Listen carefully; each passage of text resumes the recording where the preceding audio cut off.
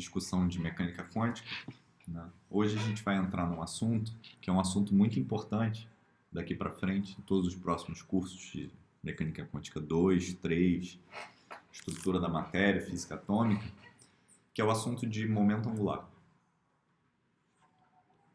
Então vou explicar para vocês hoje como é que é o problema de momento angular em mecânica quântica. Então, para falar de momento angular, né, a gente tem que falar de rotações. Então, como é que é um operador de rotação no espaço, né? Então, se eu tenho um determinado objeto no espaço tridimensional, x, y, z, esse objeto pode ser, por exemplo, um livro aqui. Eu posso causar uma rotação desse objeto em torno do eixo z, por exemplo. E aí, um ponto desse livro, ele vai rodar, né, em torno desse eixo z. Todos os pontos desse corpo rígido vão rodar em torno desse eixo z. E as coordenadas desse ponto vão sofrer uma transformação se eu rodar em torno do eixo z por um ângulo φ. Isso pode ser representado como uma transformação de coordenadas. Vai ser uma matriz, 3 por 3. Aqui eu vou ter cosseno φ menos seno φ, 0, seno φ, cosseno φ, 0, 0, 0 e 1.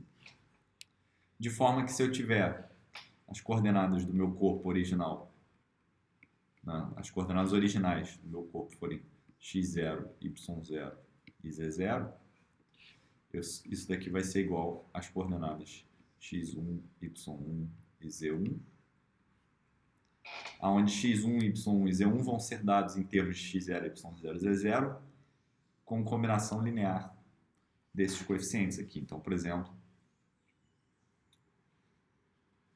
eu vou ter x1 vai ser igual a cosseno φ x0 mais seno φ y0. Y vai ser menos seno φ x1. Perdão, y vai ser menos seno φ x0 mais cosseno φ y0 e o z1 vai ser igual a z0. Então tem esses três coordenadas transformadas em termos da minha matriz de rotação original. Isso a gente já sabe lá de álgebra linear.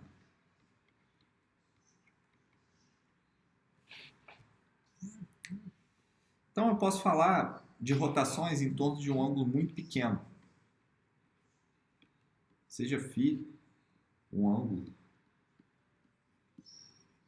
pequeno. E aí essa rotação em torno do eixo z, para φ um ângulo muito pequeno, ela vai poder ser aproximada como sendo a identidade menos vamos fazer a matriz toda. Eu vou ter cosseno φ menos seno φ 0. Seno φ, cosseno φ 0, 0, 0, 1. Agora essas funções aqui trigonométricas, seno e cosseno, eu consigo aproximar como sendo uma série de Taylor. Por exemplo, a série de Taylor do cosseno é 1 menos φ ao quadrado sobre 2, mais um termo de ordem φ à quarta, para φ pequeno. E o seno de φ vai ser dado por φ mais um termo de ordem φ ao cubo. Lembrando, isso daqui é uma coisa de cálculo, né, que a gente tem que saber que o cosseno tem uma série de Taylor que só tem potências pares no argumento da função, e o seno só tem potências ímpares, né? E eles alternam de sinal, né? Claro que aqui vai ser um menos um termo da ordem φ ao cubo. Certo? Então, essa matriz aqui, eu posso aproximar ela como sendo 1 menos φ ao quadrado sobre 2, φ com sinal menos, φ com sinal mais, e 1 menos φ ao quadrado sobre 2, aqui 0, 0, 0, 0, 1, mais uma matriz que é de ordem φ ao cubo, por causa da expansão do seno. E essa matriz eu posso separar como sendo 1, 0, 0, 0, 1, 0, 0, 0, 1. Tem 1 na diagonal toda.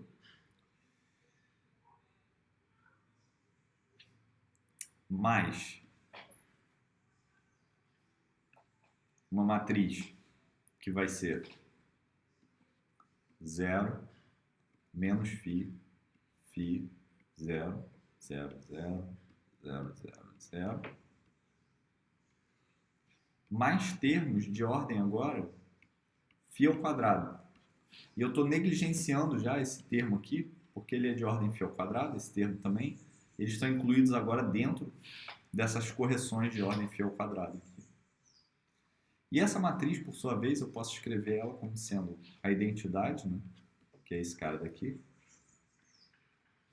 mais, ou melhor, menos, I vezes φ, vezes uma matriz que vai ser 0, menos I, ou mais I, perdão,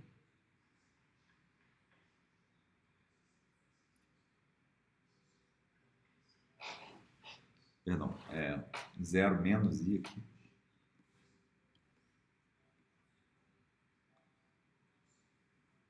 aqui I, 0, 0, 0, 0, 0, 0. Então, vocês estão vendo que eu tenho essa matriz aqui, né, a diagonal em blocos, e ela tem esses pré-fatores aqui. Esse I, menos I vai fazer um menos 1 com esse menos I aqui, e esse menos I vai fazer um 1 com esse I aqui, que multiplicado por φ vai dar exatamente essa matriz aqui. E aí eu posso chamar isso tudo aqui de identidade menos I, φ sobre H cortado, vezes uma matriz GZ, onde esse GZ ele vai ser H cortado vezes aquela matriz 0 menos I, 0, 0, 0, 0, 0, 0. Reparem que esse número H cortado ele tem dimensão de Joule vezes segundo. Joule vezes segundo é Newton vezes metro, né, energia, vezes segundo. Newton é quilograma vezes metro por segundo ao quadrado, vezes metro, vezes segundo. Então, isso daqui é quilograma vezes metro por segundo, que é momento, vezes metro. Que tem a mesma dimensão de R vetor P, que é momento vezes posição, que por sua vez é momento angular.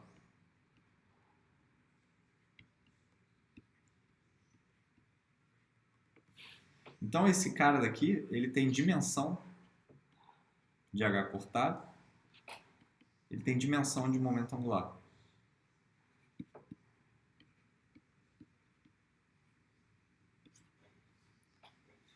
E ele tem exatamente a mesma cara que a gente viu de transformações infinitesimais lá atrás, quando a gente estudou translações.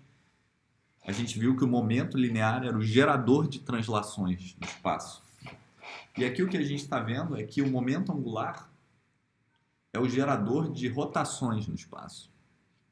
Então, eu posso escrever uma rotação RZ, em torno do eixo Z, para φ pequeno, ela é igual a identidade menos I sobre H cortado, GZ, mais termos de ordem φ, né? Claro que multiplicando, mais termos de ordem φ ao quadrado. Okay? Então, isso é uma fórmula que vale para φ pequeno, né? Φ pequeno. Pequeno quer dizer φ muito menor do que 1. 1 radiano, por exemplo. Certo? Então, a gente descobriu aqui que eu posso expressar uma matriz, né, como sendo gerador de momento angular, e ele vai ter essa cara daqui. Gerador de rotações, perdão. Né, eu atribuo isso ao momento angular. Né, o momento angular é o gerador de rotações.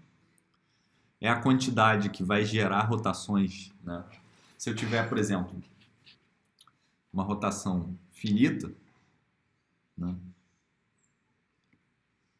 R de um ângulo φ, isso vai ser igual a R, né, ao longo do eixo Z, por exemplo, de φ sobre N, composto N vezes, então vou rodar N vezes esse carinha pequeno aqui, isso vai ser identidade menos I, φ sobre N, GZ, I sobre H cortado, elevado a N.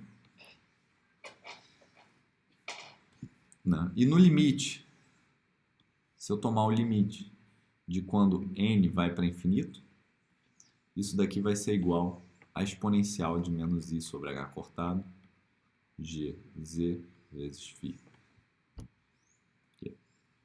Então, é exatamente a mesma estrutura, né, da matemática que a gente viu de translações espaciais do momento, só que agora para rotação. Né? E GZ é o momento angular, operador momento angular, né? É o gerador de rotações.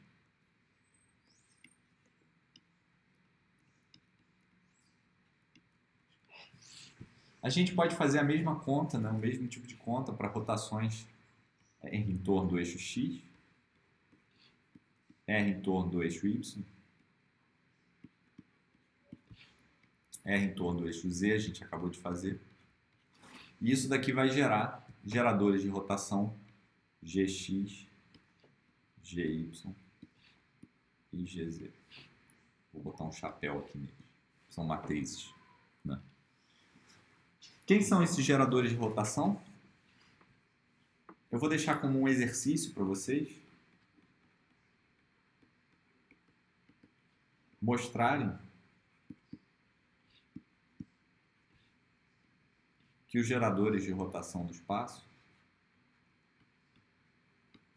são dados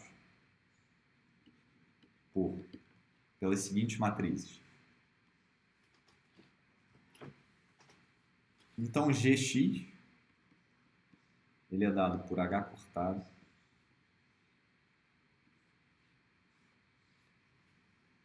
zero, zero, zero, zero, zero menos I, zero, I, zero. Gy é dado por 0, 0, I, 0, 0, 0, menos I, 0, 0. E o GZ, que a gente acabou de calcular, né? Ele é dado por H cortado, 0, I, 0, menos I, 0, 0, 0, 0, 0. Então, esses são geradores de rotação no espaço.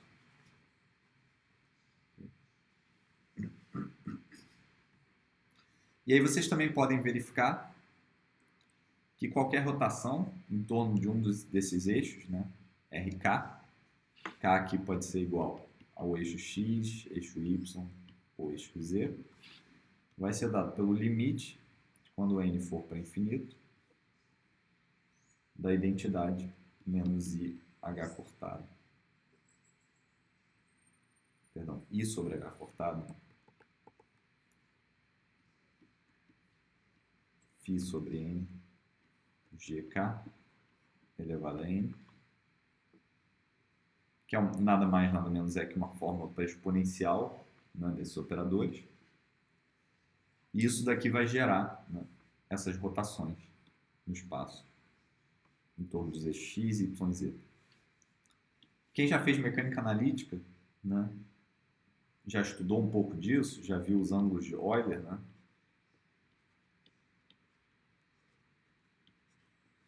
Que é uma forma de parametrizar as rotações em torno de um eixo n qualquer. Né? Então, eu tenho aqui a esfera, e aí eu escolho um eixo n arbitrário, e eu posso rodar em torno desse eixo n. Né? E isso daqui eu posso parametrizar com esses ângulos de Euler, θ, φ e ψ. Né? É uma forma de parametrizar o grupo de rotações. Né? Esse grupo de rotações é o grupo SO3, matemática, né? Formações especiais ortogonais em 3 dimensões. Eu não vou entrar muito em detalhes da teoria de grupo desses caras aqui, porque aqui o enfoque vai ser em tentar descobrir a representação desse grupo de rotações no espaço de Hilbert. A gente está interessado no caso quântico, né? Mas, enfim, isso é uma coisa que vocês podem certamente relembrar de mecânica analítica, né? Que eu recomendo vocês relembrarem isso. Bom, a gente pode olhar para as relações de comutação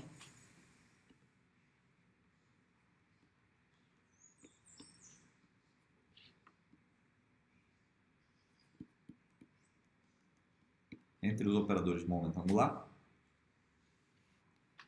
E um exercício simples também que vocês devem tentar fazer é calcular o comutador entre o Gx e o Gy. Isso envolve basicamente multiplicar essas matrizes, né? A gente vai ter um H cortado ao quadrado. Aqui eu vou ter duas matrizes multiplicando, menos o trocado, né? E essas matrizes explicitamente são 0, 0, 0, 0, 0 menos I, 0, I, 0, e aqui eu tenho 0, 0, I, 0, 0, 0, menos I, 0, 0. Né? E aí, quando eu fizer essa conta, eu vou ver que isso aqui é igual a menos IH cortado GZ. Então, por favor, verifiquem isso. Isso é mais um exercício.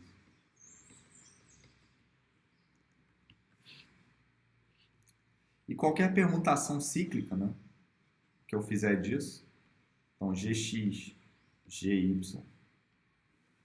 igual a menos IH cortado GZ, mas eu posso permutar ciclicamente esse cara aqui, né? Então pensa como se fosse esse cara, esse cara, esse cara fosse um string, né,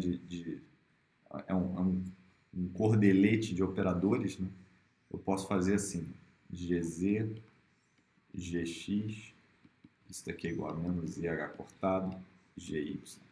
Por sua vez, eu posso permutar mais uma vez, ciclicamente, eu vou ter GY, GZ, o comutador desses caras aqui, isso daqui é igual a menos IH cortado, GX.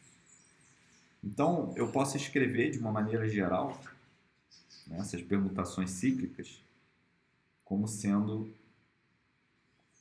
isso aqui, olha. GI, comutador com GK,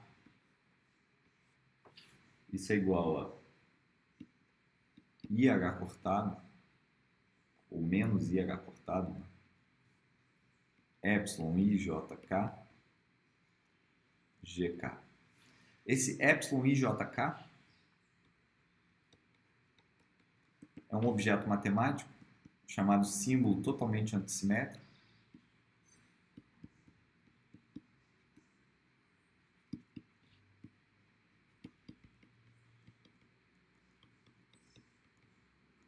E ele é definido pela seguinte pela seguinte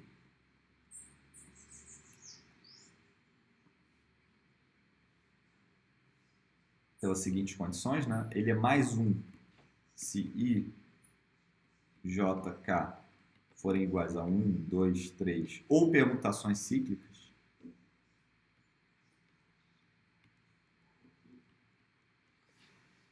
Ele é igual a menos 1 se forem permutações não cíclicas. Então, por exemplo, 2, 1, 3, né? Se I, J, K forem iguais a 2, 1, 3. E ele é, ou permutações cíclicas dessa permutação não cíclica aqui. E ele é 0, caso contrário.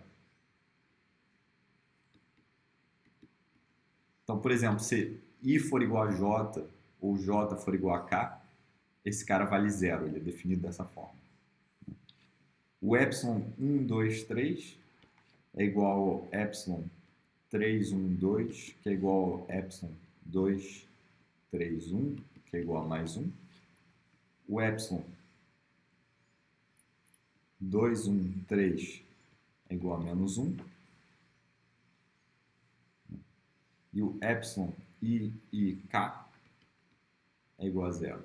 E aqui, permutações desses caras, eles valem a mesma coisa, né? Então, por exemplo, o 3, 2, 1 não está incluído aqui nessa listinha, então ele vai ser menos 1. E aqui qualquer permutação de índices iguais vai dar 0. Então é uma forma, né, de eu resumir essas relações de comutação. Mas vocês podem lembrar desse símbolo totalmente antissimétrico ou vocês podem lembrar simplesmente dessas relações aqui de computação, dá no mesmo. Certo? Então, isso são rotações no espaço. É uma revisãozinha do grupo de rotações no espaço. Como é que isso funciona, né, no espaço de Hilbert? No espaço de Hilbert, representação das rotações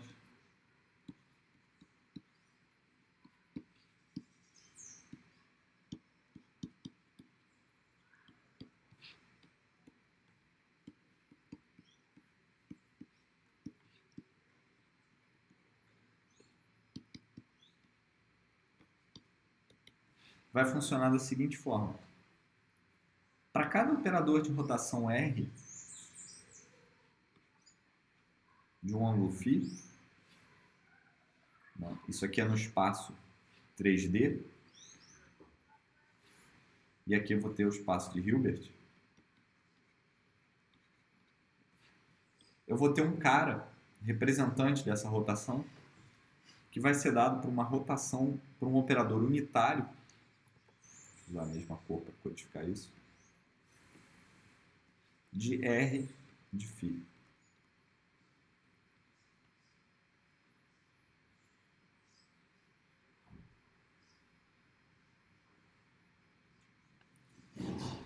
E esse operador unitário, ele segue a mesma estrutura de grupo.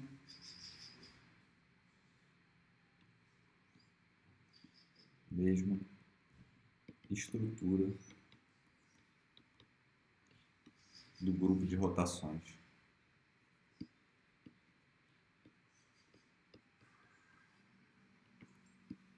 No espaço 3D. Ok? Então, como é que funciona isso? Isso significa dizer que se eu tenho, por exemplo, no espaço 3D, aqui é o espaço de Hilbert, aqui eu vou ter um operador de rotação vezes a identidade, ele continua sendo aquele operador de rotações. No espaço de Hilbert significa que um operador U de R vezes a identidade continua sendo U de R. Se eu tenho R1, R2 indo para um operador de rotação R3, aqui eu vou ter U de R1, U de R2 indo para o U de R3. Se eu tenho R menos 1 vezes R, dando a identidade aqui, aqui eu vou ter U de R menos 1 vai ser igual ao U menos 1 de R. Porque o U de R menos 1 vezes o U de R tem que ser igual à identidade no espaço de Hilbert. O que significa dizer que isso aqui tem que ser U menos 1 de R. Então, tem todas essas correspondências, tá vendo? É a mesma estrutura do grupo. Isso aqui corresponde a isso, isso corresponde a isso, isso corresponde a isso. Certo? Eu tenho também associatividade, né? Se eu tenho R1, R2, R3, isso daqui necessariamente é igual a R1, R2, R3. No espaço de Hilbert eu vou ter uma coisa parecida. U de R1 aplicado em U de R2, U de R3 tem que ser igual ao U de R1, U de R2 aplicado no U de R3. Ok.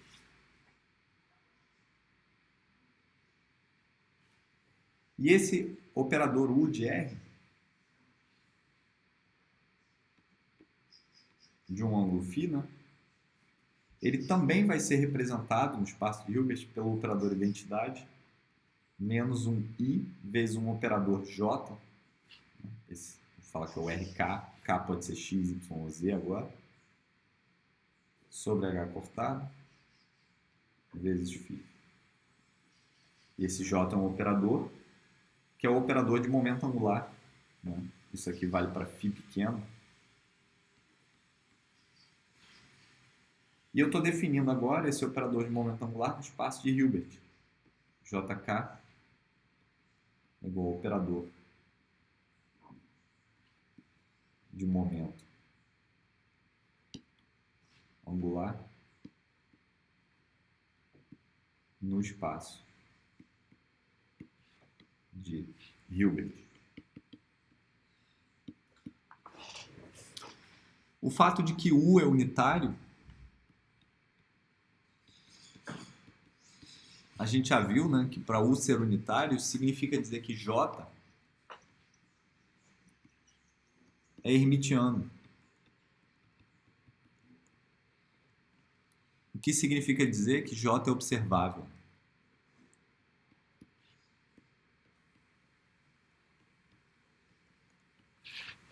Então ele é um operador observável no espaço de Hilbert. Certo? E a hipótese de que esses operadores de rotação no espaço de Hilbert seguem a mesma estrutura do grupo, então mesma estrutura de grupo, significa que, né, essas regrinhas aqui todas que eu enumerei significam que as relações de comutação dos geradores do grupo de rotação no espaço de Hilbert têm que atender a mesma cara, né, a mesma regra, Jx, Jy, tem que ter a mesma cara IH cortado, eu vou definir com mais aqui, Jz, mais permutações cíclicas dessa relação. Com isso eu garanto, né, que aquelas regras vão ser todas respeitadas. Então estou tentando encontrar representantes, né, do grupo de rotação no espaço de Hilbert, através dessa álgebra de geradores. Tudo isso tem a ver com a teoria matemática de grupos de Lie e álgebras de Lie, né? São grupos de transformação contínua, né? Álgebras de Lie. Então tem toda uma teoria matemática por trás disso, que a gente não vai entrar em detalhes, mas que funciona pelos panos de fundo aqui, garantindo tem teoremas que você pode provar que garantem tudo isso que eu estou usando aqui para estabelecer a representação do grupo de rotações no espaço de Hilbert. Então a gente tem essa estrutura de grupos, né? E eu posso definir o momento angular total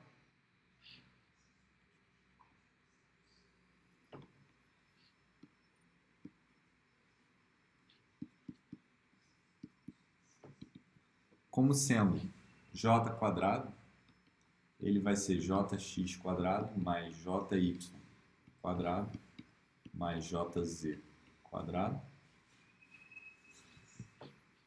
Okay. E a gente consegue mostrar, vou botar como um exercício para vocês mostrarem,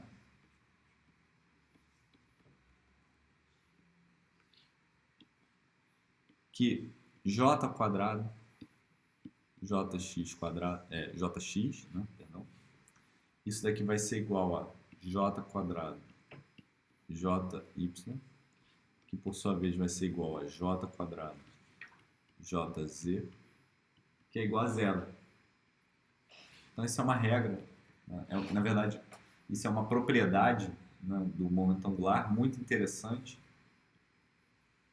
que vocês têm que verificar, fazer essa conta. E essa propriedade mais essa propriedade aqui especificam completamente a álgebra de momento angular em mecânica quântica, né? Especificam as representações possíveis, né? Reparem que eu não falei qual é o espaço de Hilbert que a gente vai usar, né? Para o espaço de Hilbert de funções quadrado integráveis que representam funções de onda de partículas livres, né? A gente vai ter uma álgebra de momento angular. Mas esse tratamento que eu estou fazendo, ele é geral o suficiente para incorporar a possibilidade de eu ter momento angular de spin, por exemplo, que é uma coisa que vai ser importante em física atômica e mecânica quântica 2. Certo? Então, o fato de que esses caras são todos zero, né, eles permitem a gente diagonalizar, né, J2 e JZ simultaneamente.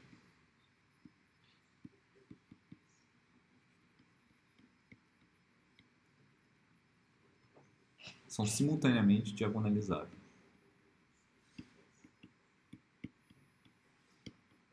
Então existe uma base de autovetores que nessa base J2 e JZ, por exemplo, são diagonais. Mas não existe uma base onde J2, Jx, Jy e Jz são simultaneamente diagonais, porque Jx e Jy, por exemplo, não comutam, né? Eles são iguais ao Jz, eles são diferentes de zero. Então eu sou obrigado a escolher dois operadores, dois componentes de momento angular, né? Por exemplo, eu vou escolher, seguindo o livro-texto, né, o Shankar, e seguindo os tratamentos usuais da literatura, a gente escolhe J2 e JZ e a gente vai tentar diagonalizar esses caras simultaneamente. Então, na aula que vem, depois que vocês mostrarem todos esses exercícios que eu propus hoje, a gente vai encontrar a base alfa-beta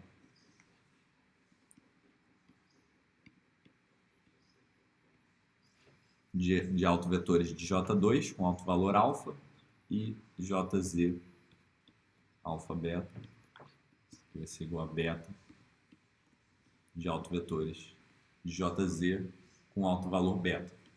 Então a gente vai encontrar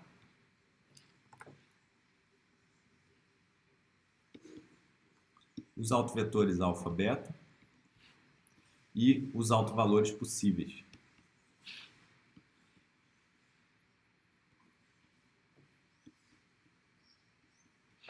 Alfa, beta.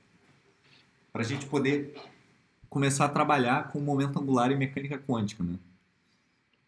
A gente vai ver que o momento angular ele é quantizado, em que ele satisfaz uma série de propriedades interessantes que são fundamentais na hora da gente estudar a estrutura do átomo, por exemplo. Então, na aula que vem, a gente vai resolver esse problema de diagonalização de autovetores e autovalores, e a gente vai ver que a gente vai usar técnicas muito similares ao que a gente fez para o oscilador harmônico.